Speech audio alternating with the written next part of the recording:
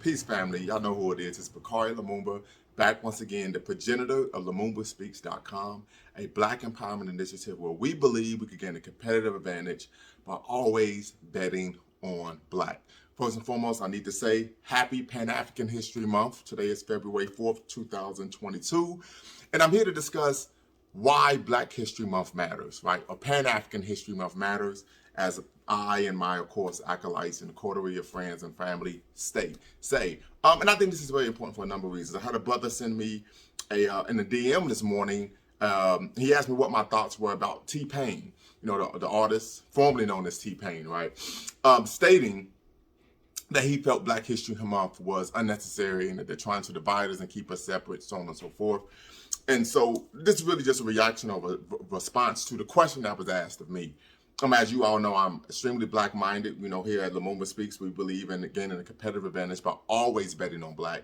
And so for me, part of that is rooted in the fact that I think we need to understand, as Malcolm X taught us generations ago, decades ago, over half a century ago, that entertainers are not leaders. And so I think it's very important that, and I personally believe, I'm typically extremely dismissive of what any athlete, entertainer says, right? I even told my son, I said, unless it's someone like Colin Kaepernick, unless it's someone like a Muhammad Ali, unless it's someone like Arthur Ashe, who did his Thug Dizzle back in 1974 when he won Wimbledon, or Wilma Rudolph, someone who is actually politically inclined and Black-minded, I'm very dismissive of what they have to say. And I think it's very important also to really address where I believe T-Pain's comments are coming from. And I think it comes from someone who has an accommodationist riot mentality, right? I know when we talk about Dr. Amos Wilson's seminal text, Blueprint for Black Power, he talks about having a warlike mentality on a consistent basis. He talks about, for many African Americans, when things are going well, the battleship turns into a cruise ship. They may consistently focus and rooted in what is in the best interest of us as a people, and of course, building ourselves up to restore ourselves to our traditional greatness. With that being said, T-Pain stated, and I'm paraphrasing, of course, he talked about how this is just another way where they're trying to keep us separated and divide us. And I think for anyone who understands how racial and ethnic groups work, we know that racial ethnic groups, regardless of who they are or where they are in the world, operate from a perspective of ethnocentrism, meaning they view the world from their own cultural lens. We know W.E.B. Du Bois, in his seminal text, Souls of Black Folk, which of course was written and published in 1903, he talks about Black people having an unfortunate sense of double consciousness, where we're viewing the world through the lens of someone else. And I think this is what's going on with T-Pain. We know Black History Month, or Pan-African History Month, as I like to say, was created by Dr. Carter G. Woodson, right? Dr. Carter G. Woodson was the second African American to receive a PhD from Harvard. W.E.B. Du Bois was the first. He got his PhD in sociology. As we all know, his dissertation was on the Philadelphia Negro, which was written in 1899.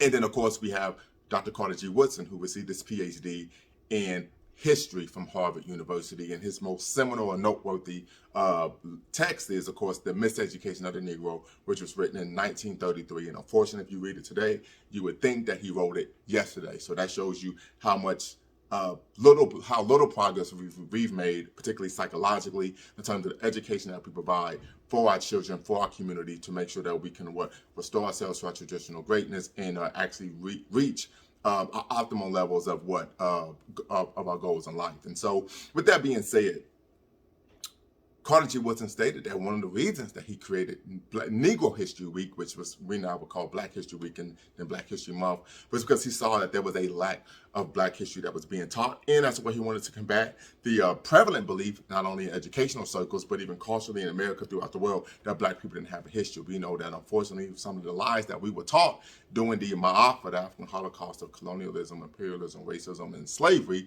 was that we didn't have any history until we came in contact with white people. And we know that that is simply not true. Africa is the home to mathematics, science, the humanities, so on and so forth, religion. And so I think it's very important to combat that. But also Dr. Carter G. Woodson knew, due to the field work that he did as a teacher during the American, unfortunate and genocidal American occupation of the Philippines, he learned that there was the same stereotypes that white people had about Filipino children and their lack of educational acumen were the same stereotypes that they were giving about Black people here in the United States and in America. And so what he found was the reason why the Filipino children were not engaged intellectually, engaged academically, because the curriculum that they were receiving was extremely Eurocentric and white supremacist in nature. He says when he took time to study and learn about the Filipino culture and their history, heritage, he then included that in the curriculum, and the children began to perform like they were Rhodes Scholars. And we can have a whole other conversation about Rhodes Scholars and how that, of course, was named after a supreme white supremacist. We could even all call you, he was the grand wizard of white supremacy for the British Empire, Cecil Rhodes. But that's a conversation for another day. But I am going to say this much. I think this is very important, that Carter G. Woodson, the reason why he created Negro History Week, which became Black History Month, was because he understood that the importance of history, knowing your history, heritage, and culture in terms of the self-esteem that one has. And so I think it's very important that when we see individuals like T-Pain or anyone who says, well, Black History Month isn't important, I always say, you know what? I would take you serious if you keep that same energy when you talk about Women's History Month, LGBTQ History Month, Jewish History Month, Latino History Month, Filipino History Month, Native American. If you state that about all the other identity groups' history months, then I say, hey, at least you're consistent. But we tend to find what happens is, for many Black people, unfortunately, who are, I would argue, coming from a double consciousness standpoint, and as we know, the Harvard implicit bias test has even articulated and shown that most Black people here in America, and I would even argue throughout the world, have a pro-white, anti-Black disposition, in which many of us go throughout the world, unfortunately, where we have a care and concern about what white people think of us, right?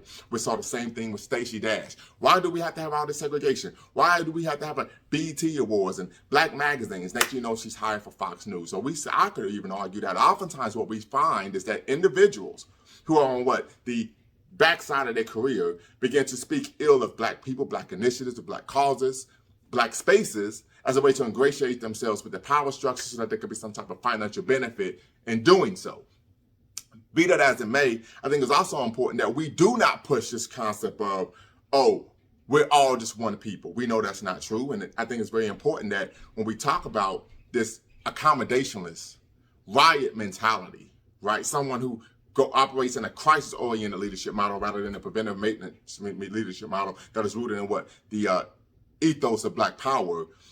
What we have to understand is that one of the things that Malcolm X taught us, and one of the things he wrote in his the charter for the Organization of African American Union that was written 1 week before he actually, unfortunately, was assassinated at the Audubon Ballroom in New York City, February 1965.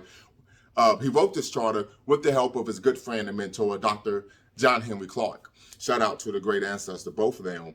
And one of the things he mentioned, I'm going to read it for you all here. He talked about how careful evaluation of recent experiences shows that integration, right, put air quotes on integration, actually describes the process by which the white society is and remains set in a position to use, whenever it chooses to use and however it chooses to use, the best talents of non-white people. And so what really it comes down to, if you can't beat them, join them, right? And so we don't want to be in a situation where we're not only having a brain drain, as Walter Rodney talked about so eloquently in his seminal text, How Europe Underdeveloped Africa, which was written in the 1980s. But also, we don't want to have a talent drain, right? And so we're even seeing that with the push for Black athletes attending HBCUs, right? Well, elite level Black high school athletes attending HBCUs, right? We know that oftentimes there's a brain drain, but oftentimes there's even a talent drain, and we don't want that to be the case. But really centering the conversation back on Black History Month, I think it's very important that we acknowledge that we are a proud and productive people, but also that we are unique people with a unique history, cultural personality, heritage, and culture, and that we don't want to blend in. We should be proud and unapologetically African and proud of who we are as a people, and not seeking to always be accepted by others. We need to have an internal disposition rather than an external disposition when it comes to what is in our best interest. So just wrapping up a little bit, why Black History Month matters. Like I stated when I started, I personally believe that entertainers of any kind, any ilk, are not leaders. I don't think, unless these individuals are politically inclined, and if we're talking about politically inclined in a manner in which their ethos and their values and what they articulate is rooted in Black power, I've always been very dismissive of them. I would even implore you all to be very dismissive of them as well, because oftentimes, as we know, back in the 60s and 70s, people were going around calling people agents. They may not be agents in the sense of COINTELPRO, but they are agents, in my opinion, of confusion. And of course, there's the blind leading the blind, or as Malcolm X once stated, if you're not on the right road, there's no way you're going to get to the proper destination, right? And so we want to have a revolutionary mentality. We want to have a mentality to where planning prevents poor performance. We want to have a mindset to where we are so empowered that when the white supremacists shoot that jab, we're able to slip in and come over top of the right hand, right? We want to be so empowered that when they try to engage in nefarious activities to do us harm, they are unable to, because we built up such a power advantage in terms of not only our education, our ethos, our values, our psychological mindset, but also the institutions that we build in our communities to where they are unable to do so. And we know that throughout America, we find other racial ethnic groups do that. The Jewish do that, the Chinese do it, the Arabs do it, the Latinos do it. And so it's incumbent upon us to do that ourselves. So that's all I have to say. Why Black History Month matters. Please feel free to share, subscribe, and like. Leave your comments below. Peace.